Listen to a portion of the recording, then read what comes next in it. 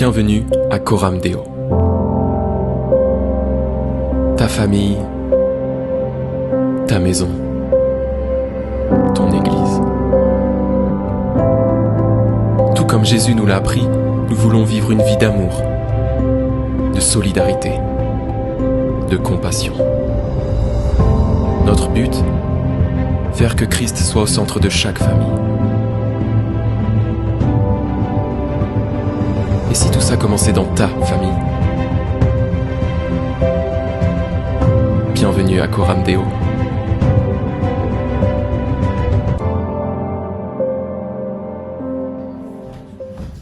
Je vous ai parlé de nourrir là, non? De nourrir, que Dieu nous nourrisse notre âme, fasse du bien, etc. Donc nous allons continuer ce matin dans cette idée, dans notre thématique dont on parle depuis septembre, c'est-à-dire la vitalité et la croissance de l'Église. Ce matin, j'aimerais vous rappeler quelque chose de fondamental. Mais avant, je vais vous poser une question. Et je suis sûr que vous avez la réponse. Mais à 100, à 200%. Qu'est-ce qu'il nous faut, des choses fondamentales, pour être en bonne santé? Allez, dites-moi, il y a quelques années. Comment? J'ai entendu la nourriture, le sport, donc une activité. Dormir. Boire. La détente. L'hygiène, exactement. L'argent, ouais. Ça aide dans la vie, effectivement, mais pour avoir une bonne santé, effectivement, vous l'avez cité. En fait, il n'y a pas beaucoup de choses de vitales pour la vie d'un être humain et pour son développement. Il y a la nourriture, tout ce qui est alimentation, donc boire, manger, etc., etc. Il y a l'hygiène, c'est-à-dire évacuer des déchets et avoir une hygiène de vie qui est correcte. Se reposer, donc pour se ressourcer, et avoir une activité, c'est-à-dire bouger. C'est fondamental. Le reste, c'est du plus. Et tout être vivant, que ce soit les êtres humains, les animaux ou les plantes, ont besoin de ces 4 éléments.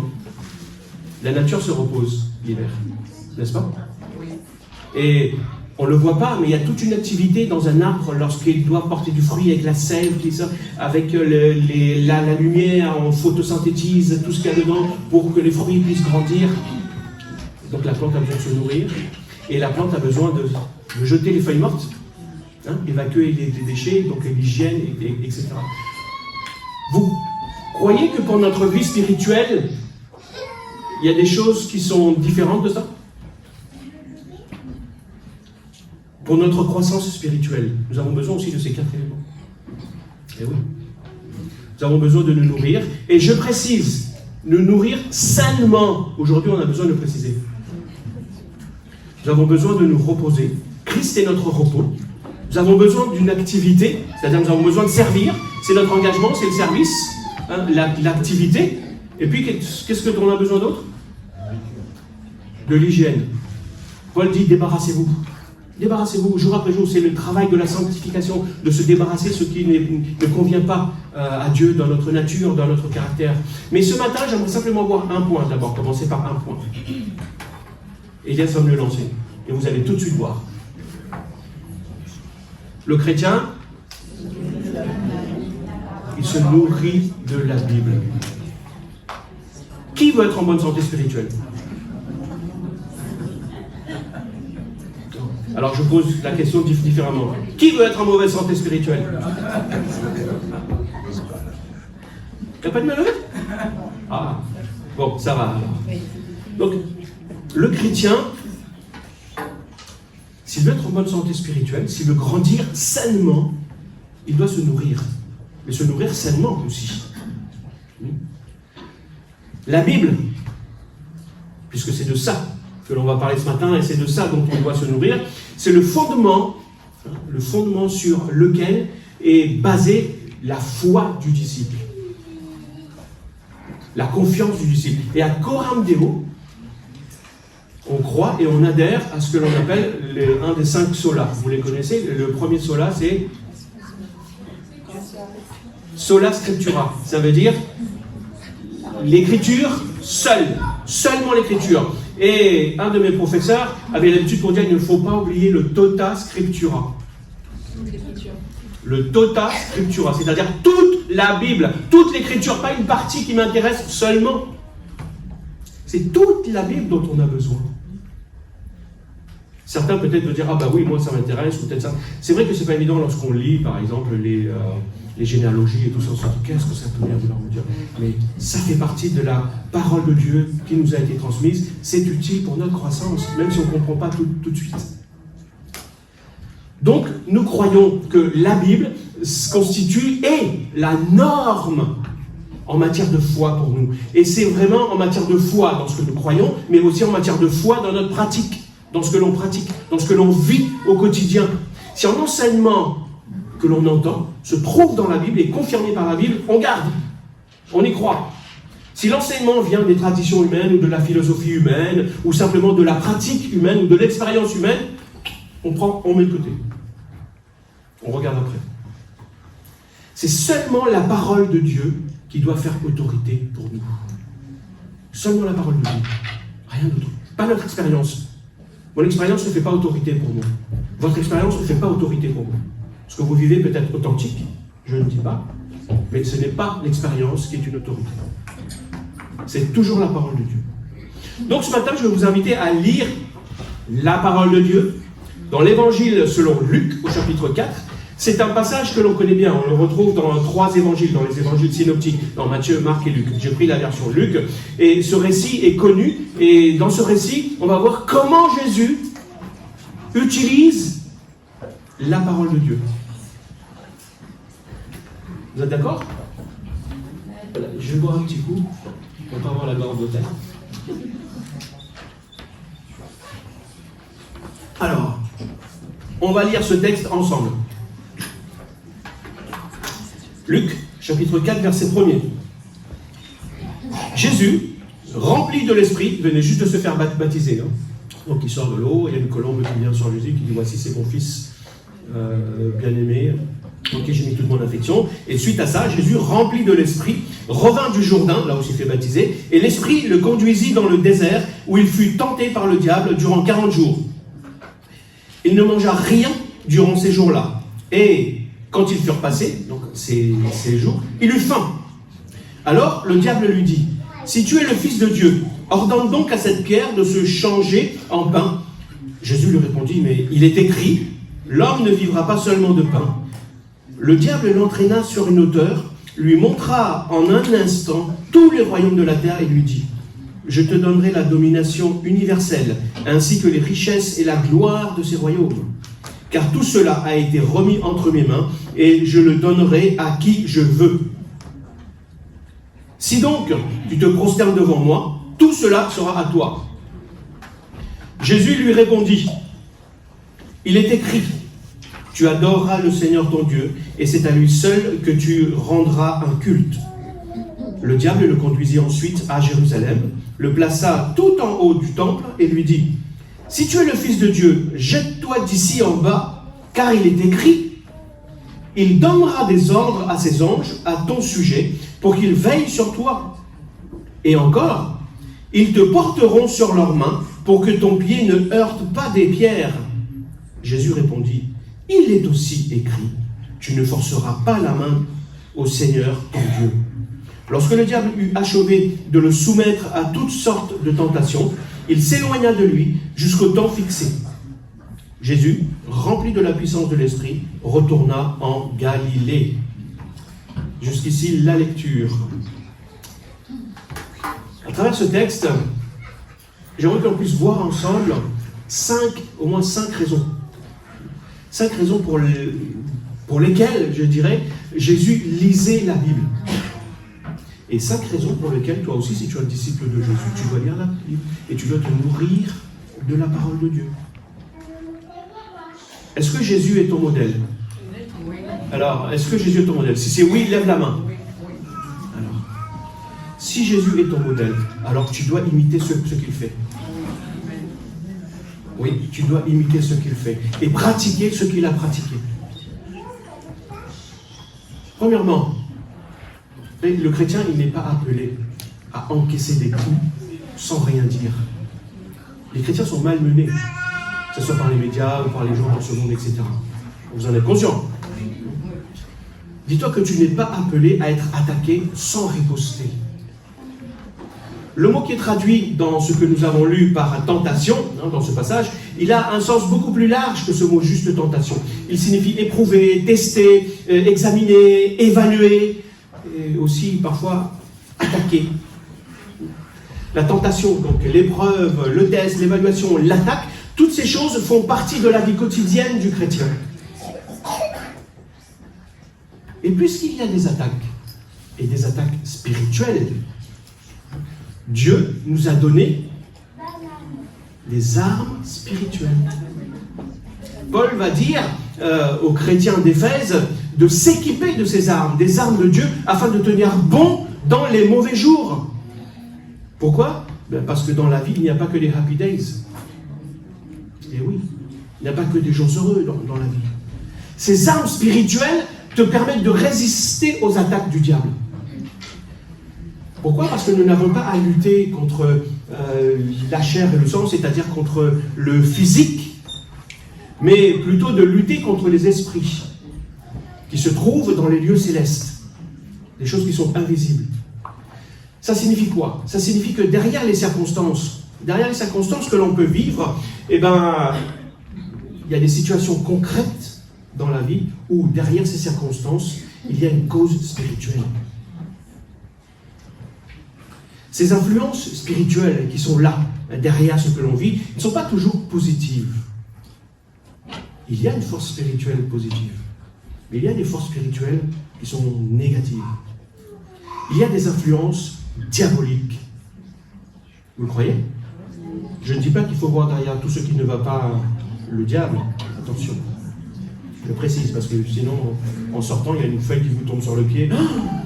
C'est le diable qui l'a fait tomber. Non, c'est pas ce que je suis en train de dire. Il y a des influences diaboliques derrière certains événements. Et la Bible nous enseigne justement qu'il y a ce monde spirituel qui existe. Et ce monde spirituel s'oppose à Dieu. Et il s'oppose aussi à ses enfants. Nous qui sommes ses enfants, aux disciples de Jésus-Christ. Mais Dieu a un plan. Dieu a un plan pour ta vie. Et le diable veut contrecarrer justement ce plan afin que tu ne progresses pas, afin que tu ne bénéficies pas de façon pleine et entière des bénédictions de Dieu en suivant Jésus, en obéissant sa parole et en marchant à sa suite, en imitant ce qu'il a fait et ce qu'il a dit. Et lorsque tu mets ta foi en Jésus et que tu obéis à son enseignement, donc tu avances, tu fais des pas par la foi, tu avances par la foi, tu sais ce qui se produit. Il y a quelque chose qui se produit spirituellement. Tu le vois peut-être pas, mais tu deviens une cible pour Satan, pour les démons. Tu es une cible. Il te voit tout de suite. Les autres qui, suivent pas Jésus, etc., ils sont dans la masse, ils lui appartiennent, et ils n'en ont rien à faire. Voilà, de toute façon, ils m'appartiennent, ils sont perdus, etc. Mais dès que tu obéis à Dieu et que tu places ta confiance en lui, que tu le suis, boum, tout de suite, t'es focus, voilà. Il zoome sur toi et te dit, là, il y a une cible, il faut que j'attaque. Tout le monde est éprouvé. Que tu sois chrétien, que tu ne sois pas chrétien. Ça, on le sait. La vie n'est pas facile, la vie est dure. Mais le disciple de Jésus, il n'est pas immunisé contre les difficultés de la vie. Il n'est pas immunisé contre les épreuves et les problèmes que l'on rencontre. D'ailleurs, la Bible dit, de nombreux malheurs atteignent le juste, mais l'Éternel l'en délivre. Amen. Cependant, je sais, par expérience, qu'en tant que chrétien, j'ai des tentations et des problèmes que je n'aurais pas si je n'étais pas chrétien. Vous n'êtes pas convaincus? Donc ça va, je ne suis pas tout seul. Je me suis dit, waouh, je suis dans un monde... Non, on est bien conscient de cela. Je ne suis pas tout seul à expérimenter ça. En tant que chrétien, on expérimente parce que l'on suit Jésus. Il y a une résistance du diable qui oppose quelque chose contre nous parce que justement, on est chrétien. Si on n'était pas, on n'aurait pas ni ces tentations, ni ces épreuves, ni certaines difficultés. Parce que lorsque tu avances, tu deviens une cible pour le diable. Et pourquoi ? Parce que lorsque tu prends position pour Jésus, qu'est-ce qui se passe ? eh bien tu prends position contre le diable. Tu marches contre lui. Lorsque tu te positionnes pour le bien, eh bien c'est que tu te positionnes contre le mal.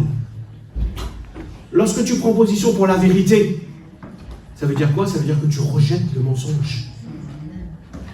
Tu ne peux pas être un disciple de Jésus anonyme. Voilà ce que je veux dire. Ce n'est pas possible. Si tu essayes de te masquer aux yeux des gens, le diable te voit. De toute façon. Mais la bonne nouvelle, c'est que le disciple de Jésus, il n'est pas un martyr, oh pauvre de moi. Ce n'est pas une victime. Tu n'es pas une victime en tant qu'enfant de Dieu, parce que tu es une cible du diable. Ne te mets pas donc en position de victime. C'est ce qu'il recherche. Ne te comporte pas comme quelqu'un qui subit les circonstances de la vie. Parce que derrière ces tentations-là, derrière les tentations de Jésus, qu'est-ce qui se passe? Il y a le diable. Hein? Vous êtes d'accord? Vous avez lu le texte en même temps que moi. Qui a conduit Jésus dans le désert? Pas le diable. Si vous avez bien lu, c'est l'Esprit. L'Esprit conduisit Jésus dans le désert.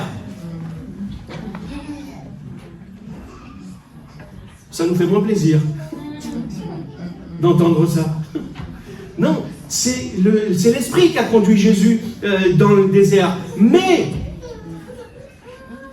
même si tu deviens une cible, lorsque tu mets ta foi en Jésus, une cible pour le diable, ben, je crois que Dieu est souverain. Il est plus grand et plus fort que le diable, puisque tu es entre ses mains.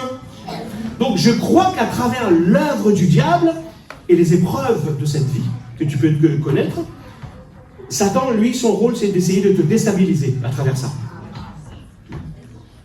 Il essaie de te détruire, de t'éloigner de Dieu. Mais Dieu, lui, parce qu'il est souverain, il va se servir de ça, et que tu es son enfant, pour accomplir son œuvre dans ta vie.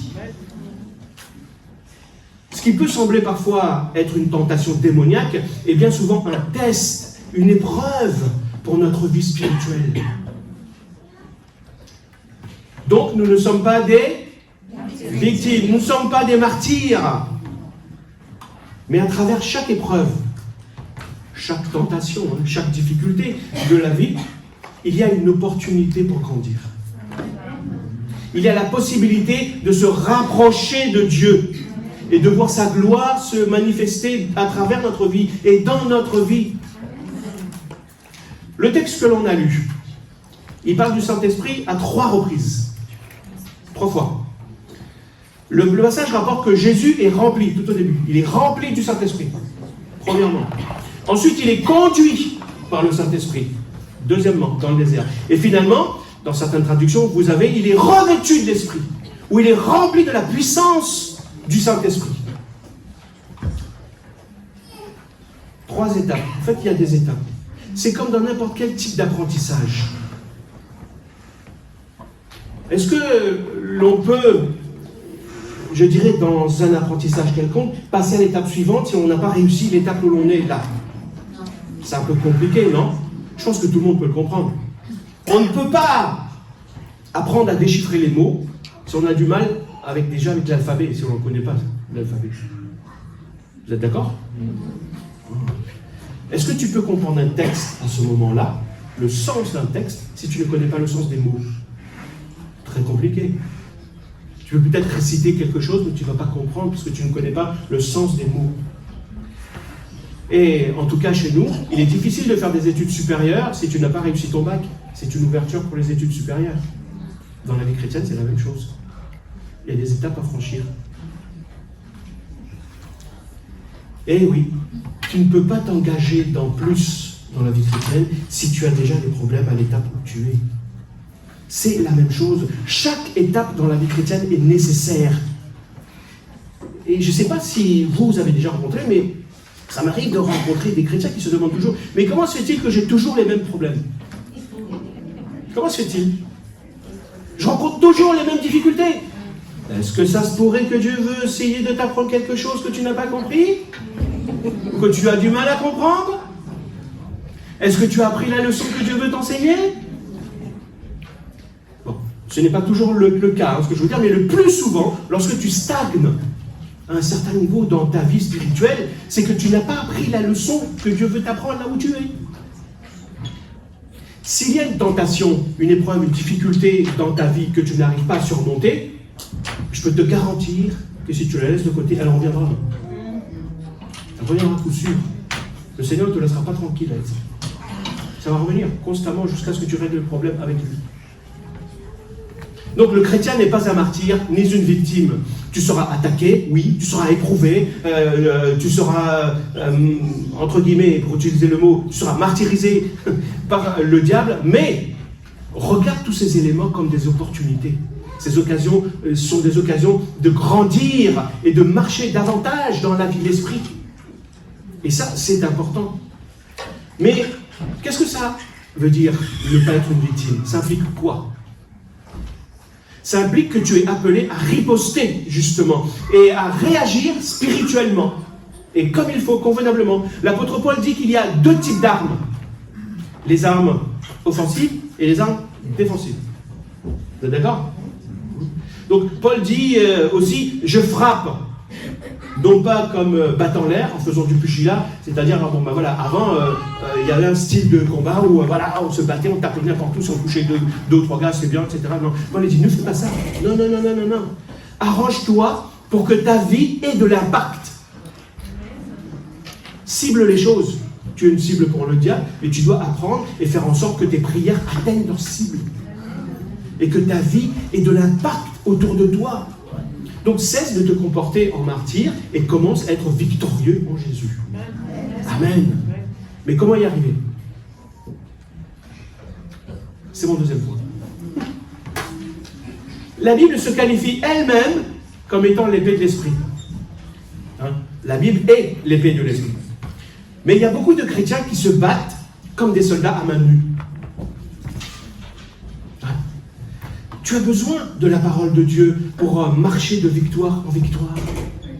Et ouais, certains chrétiens disent, oui, mais bon, voilà, moi j'ai l'esprit, c'est l'esprit qui compte. C'est vrai que c'est l'esprit qui agit à travers nous. Mais dis-toi une chose, que l'esprit, il ne fait qu'appliquer la parole de Dieu dans ta vie. Il n'utilisera rien d'autre. Pourquoi? Parce que c'est lui qui l'a écrit, cette parole. C'est lui qui l'a inspiré et qui l'a écrit. Alors il va utiliser ce qu'il a fait lui-même, qui est parfait, pour te faire grandir. C'est comme je disais tout à l'heure, ton expérience, aussi belle soit-elle, ne cadre pas avec ce que dit la Bible, moi je ne t'écouterai pas. Je crois plutôt à la parole de Dieu, ce que l'Esprit a inspiré. Mais dans ce texte-là, dans cet épisode, comment est-ce que Jésus a riposté aux attaques du diable? Est-ce qu'il a dit, moi je vais chasser les démons? Est-ce qu'il a commencé par chasser les démons? C'est peut-être la première chose que l'on aurait faite, nous. Ah, il y a un démon qui m'attaque, je vais le chasser. Jésus ne discute pas. Même dans les évangiles, on voit que Jésus ne discute jamais avec les démons.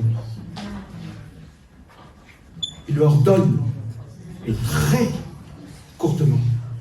Et là, qu'est-ce que Jésus va dire? Il est écrit. Jésus n'a pas commencé en disant Satan, bon, je te dis que, je crois que. Non, il a simplement dit, il est écrit. Pourquoi? Pourquoi? Parce que Jésus sait très bien que la parole de Dieu, c'est l'épée de l'esprit.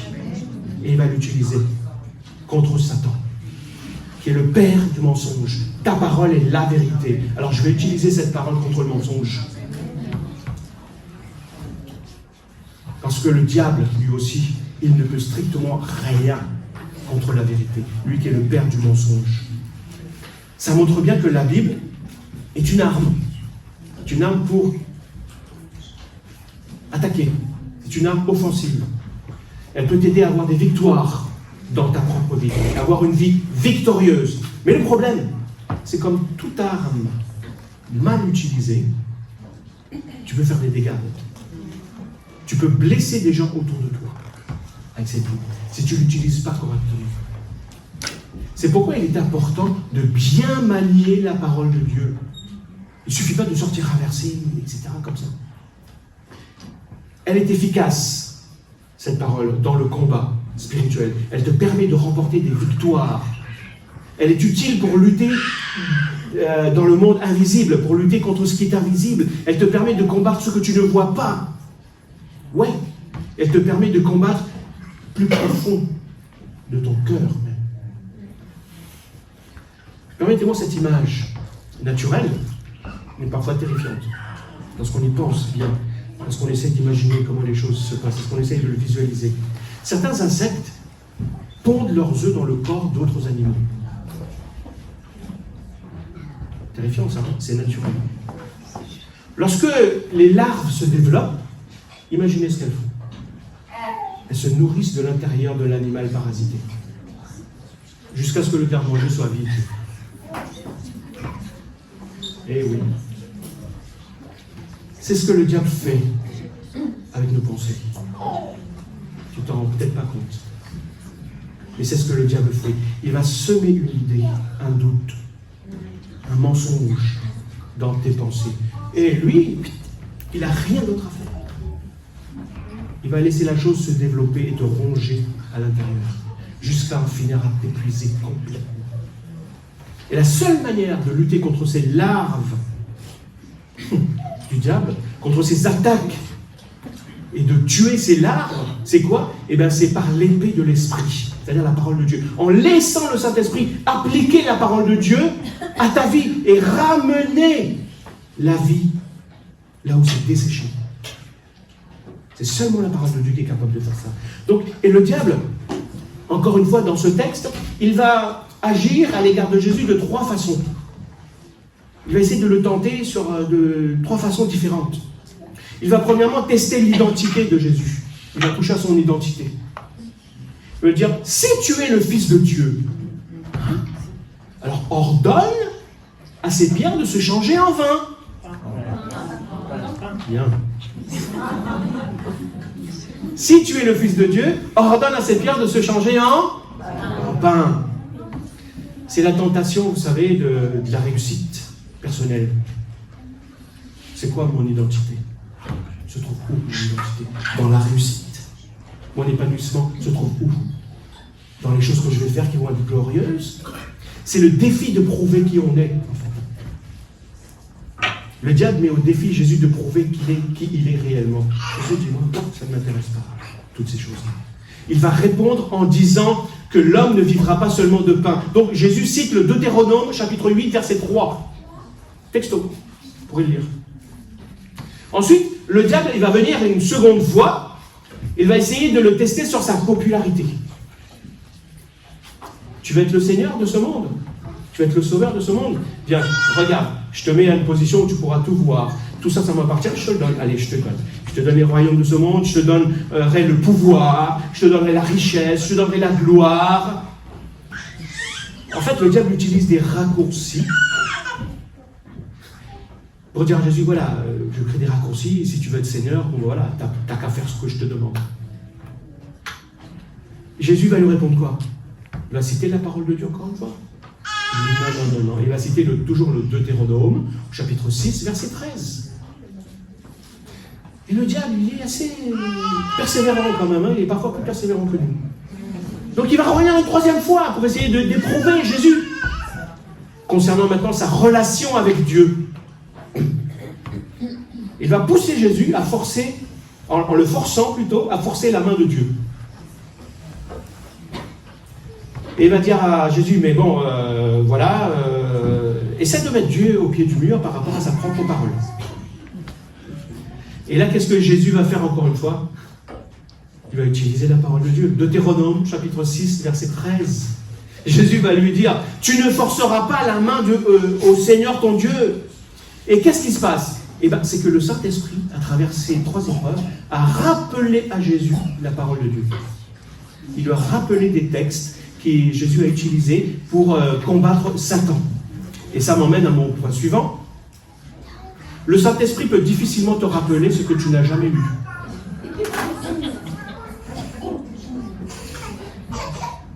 Ben oui, je dirais c'est d'une simplicité enfantine.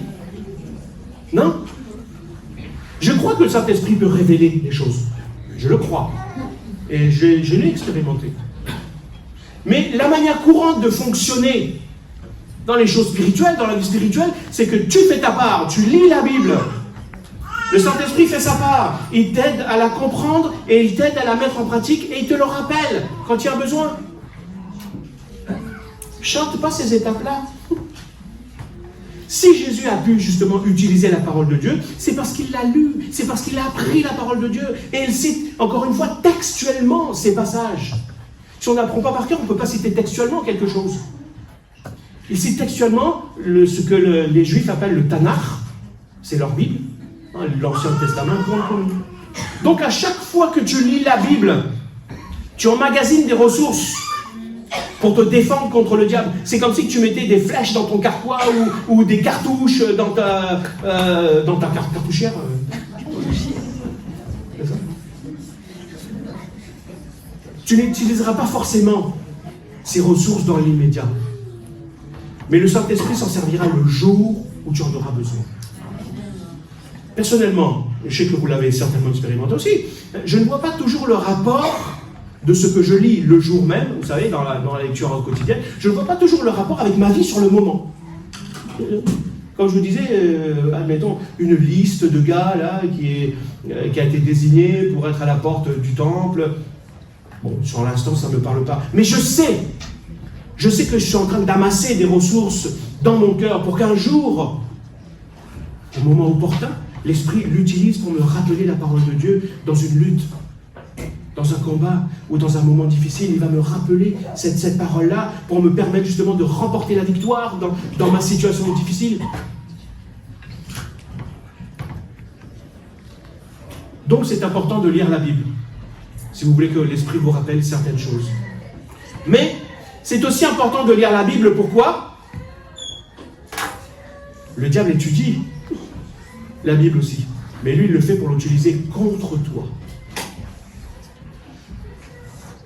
Dans le récit que l'on a lu, le diable va citer le psaume 91, vous pourrez le lire, le psaume 91, les versets 11 et 12 à Jésus. Le diable connaît bien la Bible aussi. Il connaît la Bible. Mais il va déformer la parole de Dieu pour s'en servir contre toi. Dans certains sports de combat, c'est ce qu'on fait. Pour déstabiliser ton adversaire et le faire tomber, qu'est-ce que tu fais ? Tu vas utiliser sa force. Vous savez, dans le sport de combat comme le judo, etc., etc. Donc tu utilises sa force pour le faire tomber. C'est ce que le diable fait. La Bible, c'est l'épée de l'esprit. Il va l'utiliser et il va s'en servir contre toi, pour te blesser, pour blesser des gens autour de toi. C'est bizarre, je dirais c'est paradoxal, c'est même étrange, alors que la parole de Dieu est faite pour nous nourrir, pour nous faire du bien. Et c'est bizarre j'ai rencontré pas mal de gens dans l'église qui ont été blessés à cause de la parole de Dieu, par une mauvaise utilisation. Vous savez, le diable n'a pas besoin, comme je disais tout à l'heure, n'a pas besoin d'utiliser beaucoup d'efforts ou de faire beaucoup d'efforts pour te montrer que la Bible est fausse. Il n'a pas besoin de faire beaucoup de choses. Il va simplement insinuer un petit doute. La parole de Dieu, Jésus a dit, il est écrit. Mais lui, qu'est-ce qu'il va faire ? Par exemple, avec Ève, dans le jardin d'Éden. Dieu a-t-il réellement dit ? Le petit réellement, vous savez ? Ah bon ? Ça attire notre attention, ce petit réellement dit. Ça signifie beaucoup de choses, alors que si on enlève ce réellement, c'est Dieu a dit. Dieu a-t-il réellement dit ? Donc il va semer ces choses dans ta tête. Personnellement, encore une fois, j'ai eu l'occasion de voir et de discuter avec pas mal de chrétiens qui ont été blessés par la parole de Dieu. Ils ont laissé le diable, ou d'autres ont utilisé la parole de Dieu, ils ont laissé le diable les atteindre par ce biais. Vous savez, Jésus aurait pu être perturbé par ce psaume que le diable cite. Oui, c'est la parole de Dieu. Il ne permettra point que ton pied touche par terre, que tu te blesses, etc. Il viendra et il te portera. Ce sont des paroles inspirées. Mais, le diable citera toujours une parole de Dieu hors contexte. Toujours. Et Jésus connaît le contexte. Pourquoi ? Parce qu'il a étudié la parole de Dieu. Alors que le diable donc va tordre le sens du passage qu'il utilise, Jésus va remettre ce passage dans son contexte, en lui donnant son sens, son véritable sens, le sens essentiel de ce psaume, qui ne parle pas de miracles spectaculaires, mais lorsqu'on prend le contexte Et tout ce psaume, on s'aperçoit qu'il est parlé de la confiance que tu places en Dieu. On peut s'en servir pour faire plein d'autres choses. Place ta confiance en Dieu, vas-y, vends ta maison, vends tout et pars sur une île déserte. Place ta confiance en Dieu. Dieu il a dit qu'il t'aiderait, qu'il subviendra à tes besoins. Vous voyez, ce sont des passages qui sont sortis par leur contexte. Je vais vous donner un exemple d'un verset, par exemple, ou d'un passage qui sont sortis de leur contexte et qui peut affecter, par exemple, les chrétiens, et qui affecte beaucoup les chrétiens. Et il y en a qui l'utilisent aussi. Le psaume 103, par exemple. Il dit que c'est Dieu qui te guérit de toute maladie et t'arrache de la tombe. Texto, hein. C'est une belle parole puissante. Et qui croit que Dieu peut guérir n'importe quelle maladie et peut même ressusciter des morts? Cependant, il y a beaucoup de chrétiens qui ne sont pas guéris et qui meurent de leur maladie. N'est-ce pas? Le diable va te culpabiliser. Il culpabilise certains chrétiens, justement, qui ne sont peut-être pas guéris, ou qui affaiblissent leur entourage en ne voyant pas la guérison après avoir prié. Donc, le diable utilise ce texte pour faire croire que c'est à cause peut-être d'un péché que Dieu n'a pas exaucé, alors que ce n'est pas forcément le cas. Donc, le diable utilise la parole de Dieu. Il sait l'utiliser, mais hors contexte. Mais, par un enseignement profond, un enseignement global de la parole de Dieu, un enseignement où tu as été puiser les choses et les mettre dans leur contexte, tu comprends que Dieu ne te guérit pas en fonction de tes mérites, mais qu'il le fait par grâce, selon son bon vouloir. Et par exemple, lorsqu'Ésaïe va parler du Messie, chapitre 53, on connaît aussi ce texte, et on l'utilise beaucoup, où il est dit, c'est par ses meurtrissures que nous sommes guéris. Est-ce qu'on n'invoque pas ce verset lorsqu'on prie pour guérir des malades? Eh bien, le contexte ne parle pas du tout de maladies physiques, mais il parle des problèmes spirituels dont Jésus va guérir. Et si on n'utilise pas à bon escient, on ne verra pas l'exaucement. Et ça risque de nous déstabiliser derrière. Et la guérison spirituelle, elle est bien plus grande que la guérison physique, n'est-ce pas? Et il y a même des chrétiens aussi, qui sont trompés par ceux qui prêchent de faux évangiles. Ces partisans te promettent la réussite, la prospérité sur tous les plans. Mais lorsque tu connais ta Bible, donc le Saint-Esprit te rappelle que Jésus a dit « Ne vous amassez pas de richesses sur la terre, où elles sont à la merci de la rouille, des mythes qui rongent, ou des cambrioleurs qui percent les murs pour voler. Amassez-vous plutôt des trésors dans le ciel, où il n'y a ni rouille, ni mythes qui rongent, ni cambrioleurs qui percent les murs pour voler. Car là où est ton trésor, là aussi sera ton cœur. »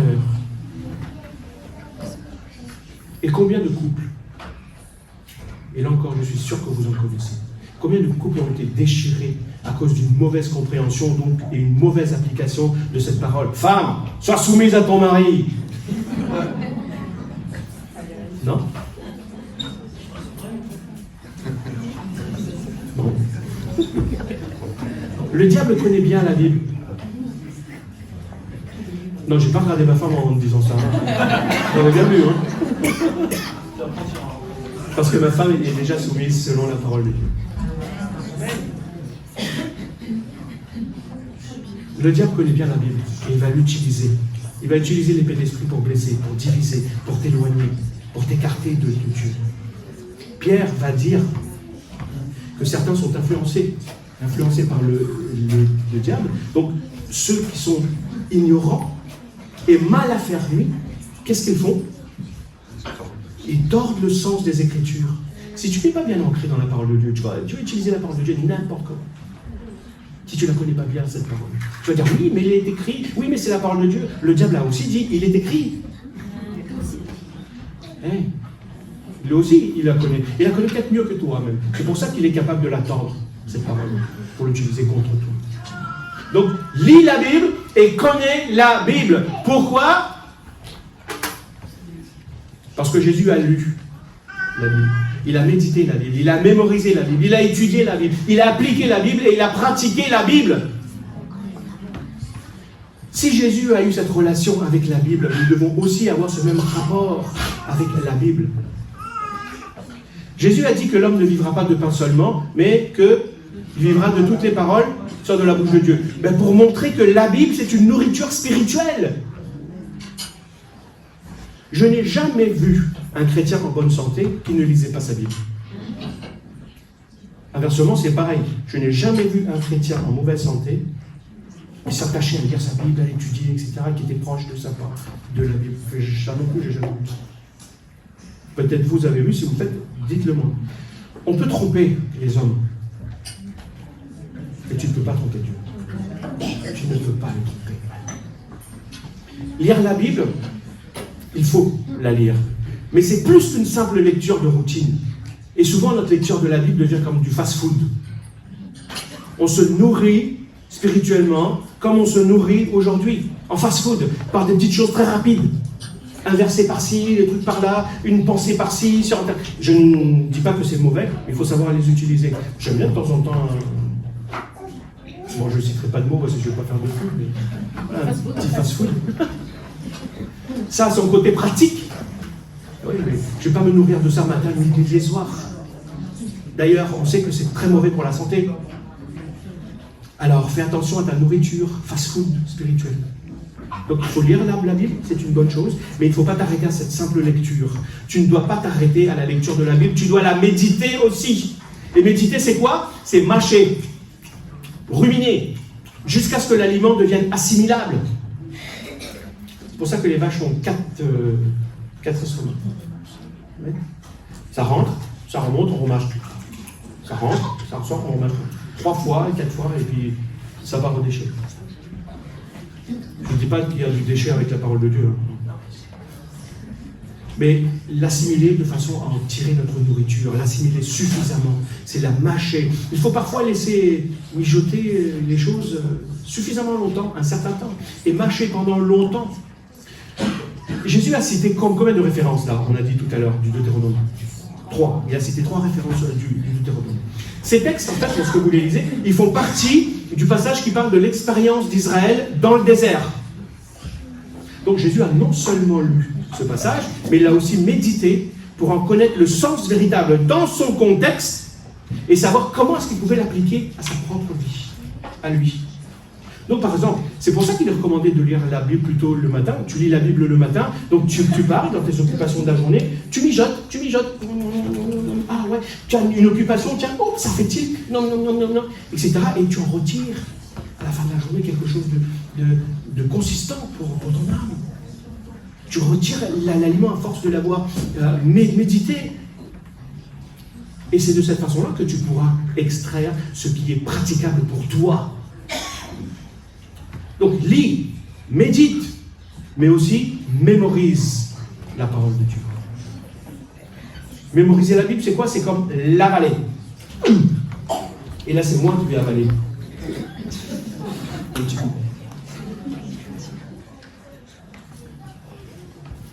Parce que si je ne demande pas, je vais tomber. Mémoriser, c'est avaler. Imagine. Voilà, le diable, il vient, il attaque Jésus, et Jésus lui dit, attends, je reviens, bouge pas, je reviens. Je vais aller sur Google, chercher un verset qui pourrait correspondre à ma situation. Ok, c'est bon, je l'ai, je reviens. C'est pas comme ça. Non? Il n'a pas eu le temps, là. Même s'il avait Google à portée, je ne sais pas s'il aurait le temps de le faire. Attends, je sens mon truc.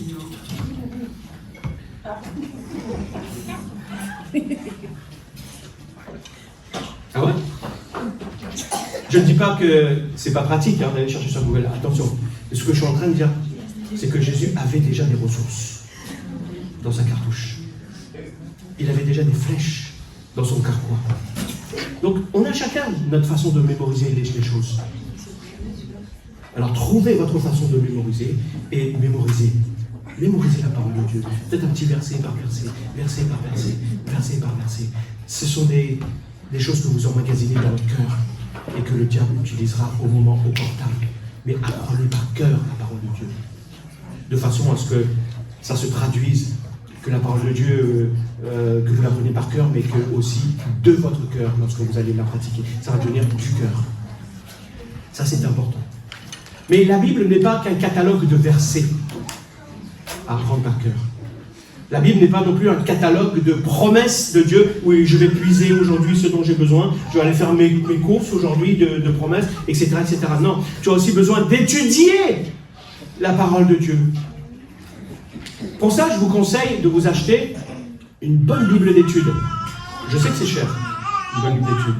Mais si vous économisez, vous finirez par voir qu'il y a beaucoup de choses pour lesquelles vous dépensez de l'argent qui ne vous apportent pas plus que si vous aviez acheté une Bible d'études. Avec un peu d'économie, je ne dis pas de le faire du jour au lendemain, mais voilà. On peut le faire. Donc ça, c'est un bon conseil. Essayez de vous procurer une bonne Bible d'études. Et comment faire? Choisissez un livre. Peut-être commencer par un livre pas trop long, un livre court, simple d'accès, soit un évangile, soit même une lettre de Paul. Et puis lis la lettre plusieurs fois, 2 fois, 3 fois, 4 fois, 5 fois, 6 fois, 7 fois, 10 fois s'il faut, jusqu'à ce que tu arrives à essayer de saisir un peu le message. Ensuite, pose-toi des questions. Des questions très simples. Qu'est-ce que l'auteur est en train de dire à ses destinataires? Est-ce qu'ils ont des problèmes? Et quelle réponse va donner l'auteur à ses destinataires par rapport à leurs problèmes? Quelle vérité est-ce qu'il leur enseigne par rapport à leur situation? C'est très simple. Et vous avez des éléments déjà dans les livres d'études, dans les introductions au livre. Vous avez des clés déjà pour vous permettre d'avoir une meilleure compréhension et une vision globale du livre. Donc Jésus aussi a étudié la Bible. Et lorsque le diable va citer un verset hors contexte, puisque Jésus a étudié la Bible, il sait que le diable est en train de citer quelque chose hors contexte. Donc il va répondre en replaçant le verset dans son contexte. Quand tu as étudié la Bible et que tu entends des propos hors contexte, c'est à ce moment-là que tu peux répondre de façon pertinente spirituellement. Par exemple, vous l'avez aussi entendu, moi aussi je l'ai entendu quand j'étais plus jeune, peut-être moins maintenant. Dans Apocalypse, chapitre 3, verset 20. Voici, je me tiens à la porte et je frappe. Vous voyez? Lorsque Jésus dit ça, est-ce qu'il essaie de convertir quelqu'un? À qui est-ce que Jésus s'adresse? Est-ce que Jésus, dans ce passage, frappe à la porte d'un cœur, du cœur d'un pécheur individuel, afin de l'emmener à se convertir? On a utilisé ça dans notre évangélisation. Mais est-ce que ce passage-là correspond bien à ce que l'on veut transmettre? Est-ce que c'est ça que ce passage veut dire? Lorsqu'on lit bien, on s'aperçoit que Jésus est en train de frapper à la porte d'une église. Alors c'est simple, ça se fait partie des lettres des 7 églises. Donc ce sont des paroles qui s'adressent à des églises. Et lorsqu'on va un peu plus loin, on élargit un peu le contexte. On s'aperçoit que juste avant, à l'église d'avant, à l'église de Philadelphie, là c'est l'église de Sardes que Jésus va dire ça. À l'église de Philadelphie, Jésus va lui dire, voilà, je suis celui qui a les clés. Lorsque j'ouvre une porte, personne ne peut la fermer. Lorsque je ferme une porte, personne ne peut l'ouvrir. Voilà, je mets devant toi, puisque tu as peu de puissance, tu as peu de moyens, je mets devant toi une porte ouverte que personne ne pourra fermer. Ça c'est l'église de Philadelphie. Jésus dit, voilà, je serai tout le temps avec toi. Une porte ouverte, ça veut dire qu'on a accès, on est en communion ensemble. Puisque tu as peu de force et que tu dépends de moi, voilà, cette porte elle restera ouverte, on sera toujours en communion. L'église de Philadelphie, Jésus va faire ce reproche, il dit, moi je me tiens à la porte et je ferme. Est-ce que je ne suis pas celui qui a les clés pour ouvrir toutes les portes? C'est pas moi qui mets les portes ouvertes ou les portes fermées? Ça veut dire quoi? Et Jésus va reprocher à l'église de Sardes en lui disant, tu te crois riche, tu te crois ceci, tu te crois cela, tu crois que tu as ceci, mais tu es aveugle. Et Jésus se trouve à l'extérieur de cette porte. Ça veut dire que Jésus n'est plus en relation avec eux. Jésus dit, repens-toi. Jésus va lui dire, repens-toi. Ce que je suis en train de te dire, ouvre-moi la porte afin que l'on ait une relation et qu'on discute ensemble. Et qu'on ait une relation ensemble. Voilà ce que ce passage dit. Ce n'est pas le passage où on frappe un cœur et dit, le Seigneur t'appelle à te convertir. Le contexte est important. Sinon, on ne tirera pas sa nourriture proprement si l'on ne tient pas compte du contexte. Jésus voulait que ces chrétiens se repentent et reviennent à leur Sauveur en exprimant leur besoin de dépendance de lui et retrouver une communion simple. Là où est ton trésor, là aussi sera ton cœur. Donc à toi de choisir. Mais je pense que l'étude de la parole de Dieu t'emmènera toujours plus loin que ce que tu pourras trouver comme autre type de nourriture. Que ce soit sur les écrans ou autres. Et après avoir étudié la parole de Dieu, donc la Bible, maintenant tu dois l'appliquer. Applique-la, cette parole. Lorsque Jésus réfléchit à l'expérience d'Israël dans le désert, il va appliquer l'enseignement qu'il a étudié dans son contexte des Israélites dans ce désert, il va l'appliquer lui maintenant à son propre désert, à lui. Donc la bonne manière de lire la Bible et de l'appliquer, c'est de chercher d'abord à comprendre comment le passage te renseigne sur tes propres besoins, de l'étudier dans son contexte, comment le passage te renseigne sur tes propres besoins et comment la grâce de Dieu se manifeste dedans. Je vais simplement vous donner quelques éléments. Ce sont des questions pour vous permettre d'avoir une meilleure compréhension, pour vous aider dans la compréhension de la parole de Dieu dans son contexte, et ensuite des éléments pour pouvoir l'appliquer dans votre propre vie de façon très personnelle. Vous voyez? Donc, question de compréhension et d'application de la Bible. D'abord, lorsque tu lis un texte, pose-toi cette question. Qu'est-ce que ce texte m'apprend de Dieu? Qu'est-ce que ce texte m'apprend sur Dieu? Ça peut vous prendre un certain temps déjà. Une fois que vous avez fait ce travail, toujours sur le même texte, qu'est-ce que ce texte m'apprend sur moi, sur l'homme, sur moi, de façon plus personnelle? Ensuite, troisièmement, quel est le décalage entre ce que je vois de Dieu et ce que je vois de moi? Entre la nature de Dieu qui est révélée dans ce texte et ce que ce texte me révèle de moi, de mon cœur. Il y a un écart. Et la dernière question, c'est ça. De quelle façon Dieu va combler cet écart dans ce que je suis en train de lire? Ça vous paraît simple? Normalement, tout le monde peut faire ce type de travail au quotidien, dans votre méditation, dans votre étude, si vous voulez aller plus loin en creusant avec ça. Ça prend un certain temps, alors n'hésitez pas à prendre le temps qu'il faut pour ça. Et maintenant, comment est-ce qu'on peut passer vraiment à la pratique des choses? Qu'est-ce qui va de travers dans cette histoire, dans ce que je suis en train de lire? L'histoire de Jacob, l'histoire de tel, dans l'histoire des Corinthiens, etc. Qu'est-ce qui va de travers? Qu'est-ce qui ne fonctionne pas dedans? Ensuite, à quelle lutte humaine le Saint-Esprit s'adresse-t-il dans ce passage? Il y a bien quelque chose que le Saint-Esprit est en train de pointer là. C'est pour ça, par exemple, l'église de Corinthe, Paul n'aurait pas écrit. Une fois que vous avez fait ça, pourquoi est-ce que j'ai besoin de cet enseignement-là? Là, ça va vous emmener à réfléchir sur votre situation. Pourquoi est-ce que j'ai besoin de cet enseignement? Et finir avec cette question. Quel problème en moi nécessite que Dieu me rappelle cette vérité? Pourquoi est-ce que Dieu doit me rappeler ça? Et là, parce qu'il faut éviter qu'à chaque fois que tu ouvres la Bible, de t'en servir comme une fenêtre pour regarder le péché des autres.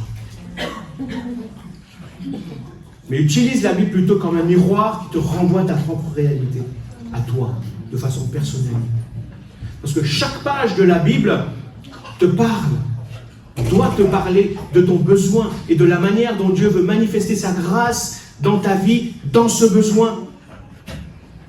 Donc, c'est de cette façon que tu pourras appliquer la Bible dans ta vie. Et Jésus a appliqué la Bible à sa vie. Et je termine avec ceci. Tu dois aussi appliquer la parole de Dieu. Parce que pourquoi la lire? Pourquoi la méditer? Pourquoi l'étudier si ce n'est pas pour viser l'objectif de la mettre en pratique? Moody, un prédicateur du siècle précédent, a dit ceci: Dieu ne nous a pas donné la Bible pour accroître notre connaissance, mais pour changer notre vie. Amen. Donc, lorsque je néglige la Bible, je m'aperçois que ma vie spirituelle régresse. Lorsque je m'approche de la Bible, que j'essaie de la comprendre et de la mettre en pratique, je m'aperçois que ma vie spirituelle progresse. Pourquoi? Parce que c'est l'épée de l'esprit. C'est l'outil principal du Saint-Esprit pour transformer ta vie. Et si tu refuses de lire de méditer, d'étudier la Bible, eh bien, c'est enlever au Saint-Esprit l'outil le plus puissant qu'il a entre ses mains pour transformer ta vie et pour te donner une bonne santé. Ce livre, la Bible, c'est le livre qui guide mes pas. Je vous parle de moi. Je sais que pour vous aussi, pour certains, mais en tout cas, moi, c'est le livre qui guide mes pas dans les temps de confusion, mais même dans les temps de non-confusion. C'est le livre qui éclaire chaque fois que je recherche la parole de Dieu, qui éclaire mes pensées et mon cœur, que je cherche la volonté de Dieu pour moi, pour ma vie, pour ma famille, pour ma maison, pour l'Église. C'est la boussole qui me permet de toujours d'être orienté vers Dieu. Toujours. Et de laisser Dieu agir dans ma vie. C'est le fondement sur lequel j'ai bâti ma vie et ma maison. Et je veux continuer à construire tout ce qui me reste à vivre ici-bas, et bien, sur ce même fondement. Et l'Église aussi doit l'être. Et Dieu veille. La seule chose sur laquelle Dieu veille, c'est sur sa parole. Pourquoi? Pour l'accomplir. Alors nourris-toi de cette parole, et sa parole sera accomplie dans ta propre vie. Tout ce qui est écrit s'accomplira. Peut-être pas aujourd'hui, tu ne le vois pas, mais demain ou un jour. D'ailleurs, Osée va dire si... non, c'est pas Osée qui dit ça. C'est un des prophètes qui est juste à côté de lui. Qui dit au peuple, si la prophétie tarde, attends-la, parce qu'elle s'accomplira à coup sûr. Elle s'accomplira à coup sûr. Donc je prie personnellement que ce livre ne s'éloigne point de moi. Je demande à Dieu de m'aider à ce que ce livre ne s'éloigne point de moi et que le Saint-Esprit m'aide chaque jour qui passe à agir avec fidélité et en conformité avec ce qui est écrit. Et c'est aussi ma prière pour chacun de vous et pour l'Église de Corambo. Maintenant, c'est entre vos mains, c'est de votre responsabilité face à cette parole. Je vais vous inviter à prier quelques instants, et ceux qui ont été désignés pour la scène, je vous inviterai à aller se préparer. Sentez-vous libre d'élever votre voix. Si ces paroles ont fait écho à votre cœur, ouvrez votre bouche et présentez à Dieu ce qu'il a déposé sur votre cœur lorsque vous avez écouté sa parole ce matin.